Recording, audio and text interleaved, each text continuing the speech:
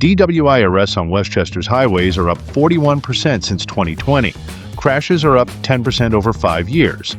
And the county's new district attorney just launched an initiative that puts prosecutors in the passenger seat with state troopers, literally reviewing cases in real time as drivers are pulled over.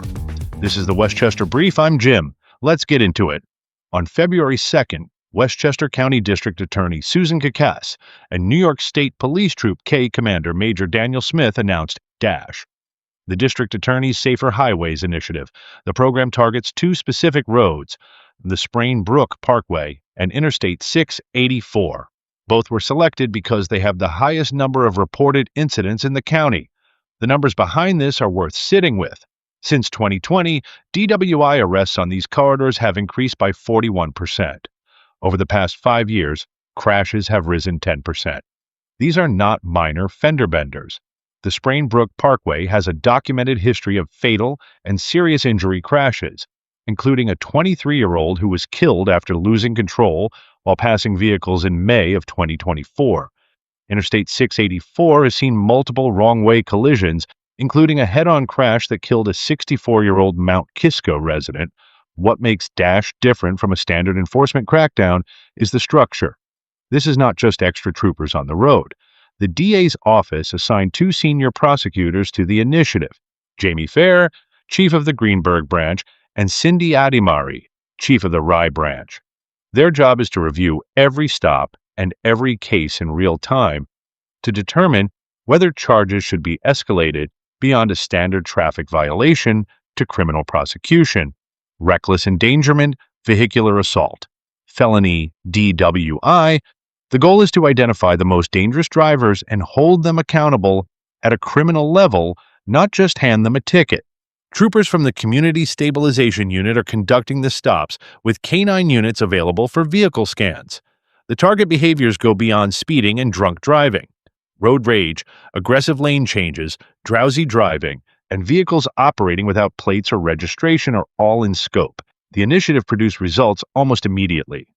On February 19th, just 17 days after D.A.S.H launched, troopers spotted a vehicle with no plates on the Sprain Brook Parkway near Greenburgh. The driver, 24-year-old Maximus Padilla of Rockland County, refused to stop. A pursuit followed. It ended when Padilla turned onto a dead-end road and deliberately rammed the front of a state police patrol car in an attempt to escape. He was arrested and charged with criminal mischief, reckless endangerment, unlawful fleeing, and multiple vehicle and traffic violations. He is due in Greenburgh Court on March 17th. D.A. Cacace's message to drivers was direct, quote, "Slow down or we will slow you down. You will still get to where you are going, but you will get there safely without putting anyone else's life at risk." The initial phase of D.A.S.H ran through the end of February. Cacace has indicated it will serve as a template for future enforcement on other highways and during high traffic periods. The town of Greenburgh has separately been pushing for speed cameras on the Sprain Brook Parkway, citing years of excessive speeding and deadly outcomes on that road. If you commute on either of these highways, expect to see a continued state police presence. And if you are driving recklessly, expect more than a ticket. Here is what else is happening across Westchester this week. The Westchester County Association is hosting a Workforce Development Summit on March 19th, bringing together leaders in education, government, and business to explore strategies for building the regional workforce pipeline. Registration is open through the WCA's website. Iona University announced a new summer program designed to place students at the intersection of education, industry, and technology.